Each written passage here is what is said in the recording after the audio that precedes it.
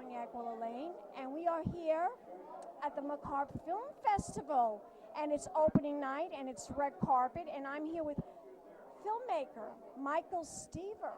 Whoa, how you doing, Cognac? So nice to be here. How are you? Now, You look fabulous. Oh, thank you, darling. And this is such an exciting night. Yes. All these wonderful people here on the red carpet. You're decked out in your Macabre Faire finery. Yes, I am. I want you to tell my audience you are responsible for a very famous film.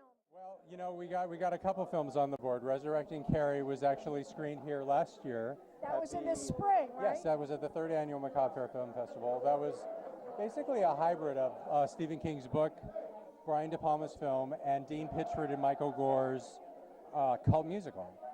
Piper Laurie is a part of it. I know, how exciting that she was a part of this very exciting new film.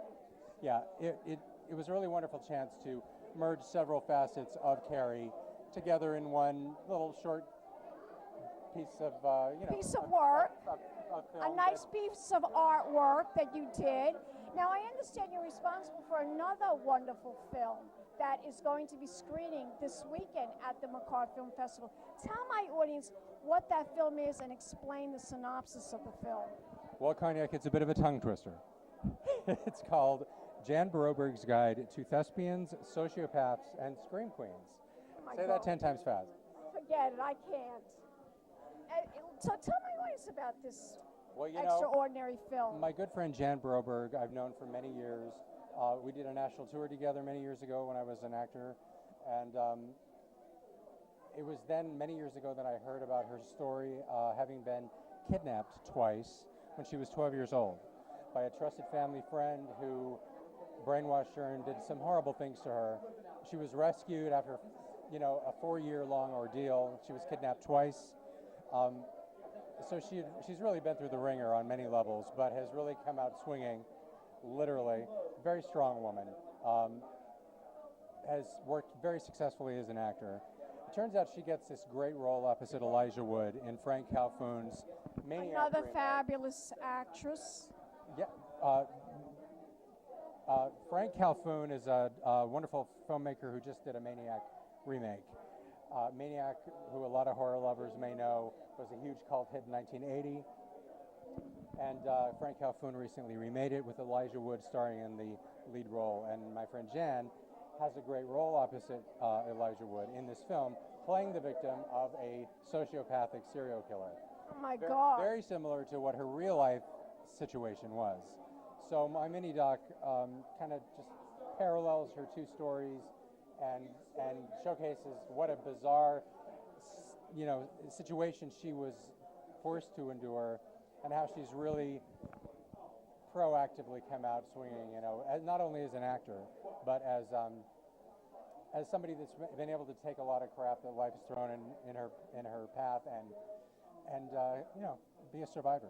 No, that's such a long title, though. Why? It How did is you a come long up with title. that title so long like that? It was. It's a labor of love piece. So, Jan Broberg's Guide to Thespians, Sociopaths, and Scream Queens. Are there any Scream? Yeah. Are there any Scream Queens? Famous Scream Queens in Well, the film? Jan Broberg is in her own right actually becoming quite a Scream Queen. And when you see the mini doc, she's got a lot of history to draw upon, and has got one hell of a scream. So, come see it. She's going to join the royalty of Scream Queens. Adrienne Barbeau, Fay Ray, Janet Leigh. Jamie Lee, who I Curtis, interviewed. yes. Jamie Lee Curtis. Oh my gosh. I interviewed her at Fashion Week. She was coming out of a big hotel, and I was going into a fashion show, and she took one look at me, and I took one look at her, and I said, Jamie, come over here. We got to do an interview, That's wonderful. And she was so delightful to talk to, and now she's a philanthropist besides being a famous actress. She said she's taking a break from Hollywood for a while. Do you have a website besides YouTube for this film? Is there a website? Yeah, I'm at michaelstever.net. Michael Stever, like Steve with an R on the end, .net. And they can also see it on YouTube. Yeah, they can just YouTube Jan Broberg, Michael Stever, and you'll probably find a link to it, or Resurrecting Carrie, you'll find a link to it very easily. Thank you so much, Thank you, darling. Cognac. And congratulations on being at the Macabre Film Festival. You can give me a kiss Fifth goodbye. annual, of course. Mwah. Mwah. And we'll be back in a moment, darlings. More interviews, more celebrities right here at the Macabre Film Festival. Pink champagne kisses.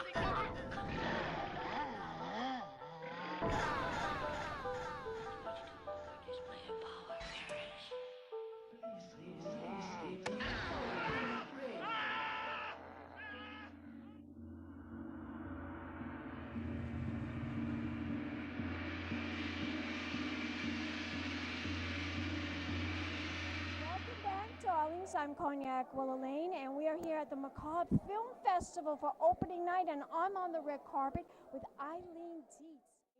The part of the demon that possessed Reagan. So you played the demon. I played You were the actress that played the demon, Yeah, not Linda Blair. Well, Linda Blair played Reagan. You know, she played the little girl, of course, she did. And I was made up to look like Reagan. And I did a lot of the possession scenes in the movie. When I inhabited her, when things came out, like the vomiting and the masturbation scenes and the levitation. So that was not Linda Blair, that was you. That was me. Now tell my But audience. Linda did a whole lot in the movie, of course. Of course, she's an actress. She was the part. I mean, she was played the little girl in the beginning and the end, and Yes. a lot of stuff. We shared a lot of the possession scenes, so. And obviously, you're the same height. Yeah, that was part of the audition. I actually wrote a book called Exorcising My Demons.net, but Exorcising My Demons.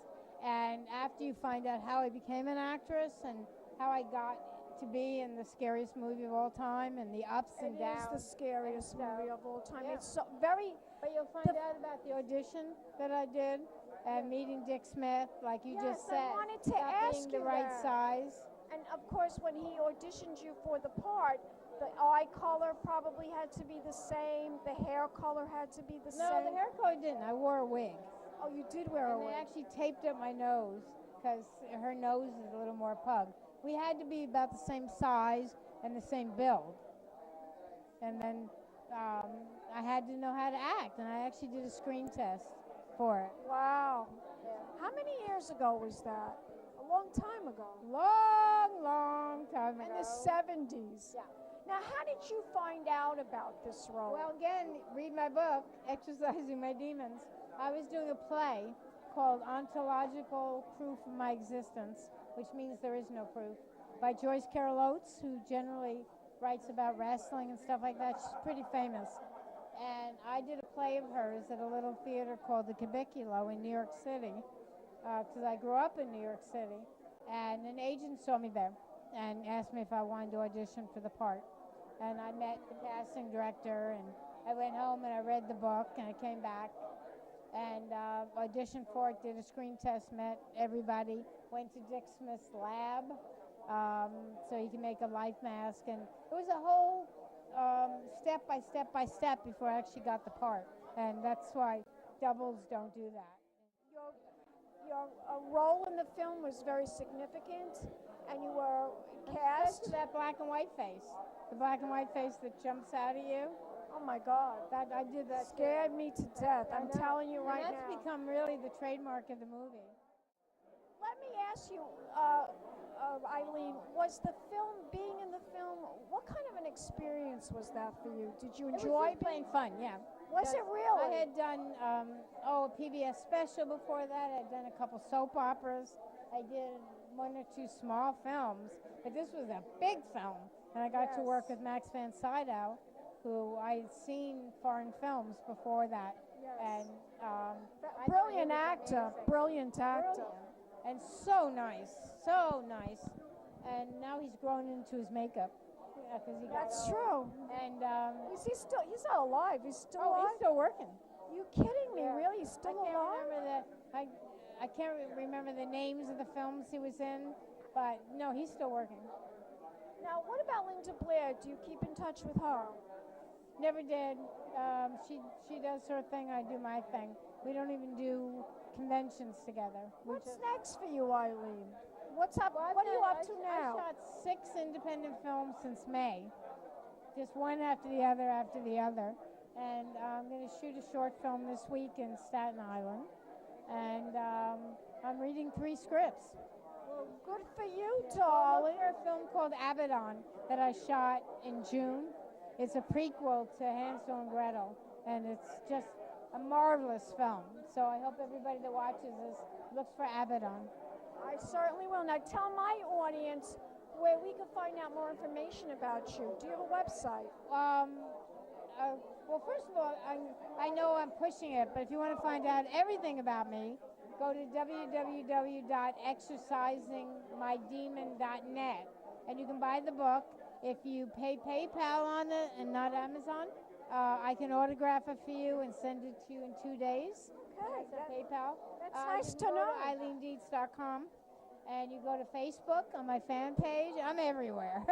Facebook is Fantastic. Eileen Dietz, and for sure, get in touch with me, be my friend, like my fan page, and yeah, you find out all about me. And I have a film playing here at the Macabre Faire Festival too. And as we say in show business, break a leg. Ow! Oh, excuse me, I gotta fix my leg. Give me a kiss, darling. Thank you. And we'll be back in a moment with more interviews right here at the Macabre Film Festival. Keep watching. Pink Champagne Long Island Kisses. in Rockville Center. Come on down. Come on down. Pink Champagne Kisses.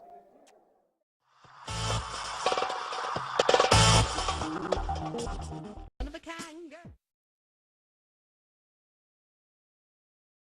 This has been a Crybaby Productions, darlings.